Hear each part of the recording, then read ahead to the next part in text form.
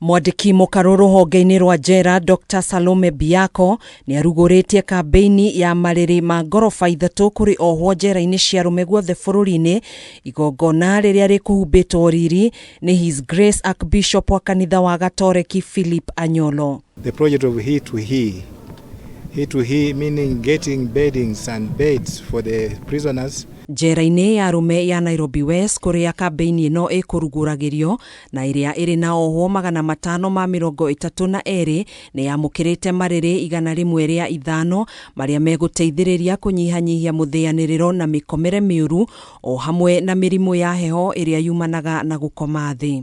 It is very important for us to provide a conducive environment for all our inmates to live in dignity, and one component of ensuring that they live in dignity is provision of beds, provision of hygienic conditions, areas of habitation. Kambĩ-ini ĩno ĩtanyĩtwo gũtambio njera-inĩ ciothe cia ARUME guothe bũrũri-inĩ. Biako akiuga kũrĩ na makĩria ma ohwo 60,000 arĩa makĩrĩtie namba ya ohwo njera-inĩ itiganĩte gũkũ bũrũri-inĩ. Because the total population of our inmates, those serving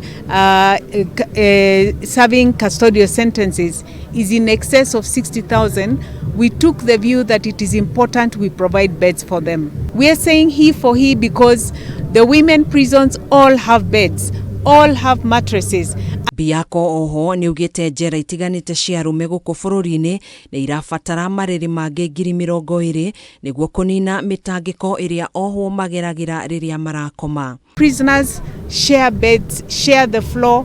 Not only are they very congested, but also there is risk of infection, there is risk of suffering all manner of diseases. Ihinda-inĩ rĩu nĩ orĩtie andũ a wendi mwega kũnyitanĩra na rũhonge rwa NJERA nĩguo gũkinyanĩria tabarĩra ya kũheana marĩrĩ maya nĩguo gũtigĩrĩra o muohwo nĩona handũ ha gũkoma na kũheo rĩera rĩega rĩrĩa maratũmĩkĩra cioho ciao. We are saying he for he because we want all men of goodwill regardless of where you come from.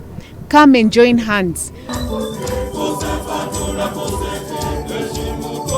Handũ-inĩ ha KAME-INI TV njĩtagwo Gathoni Wang'ang'a.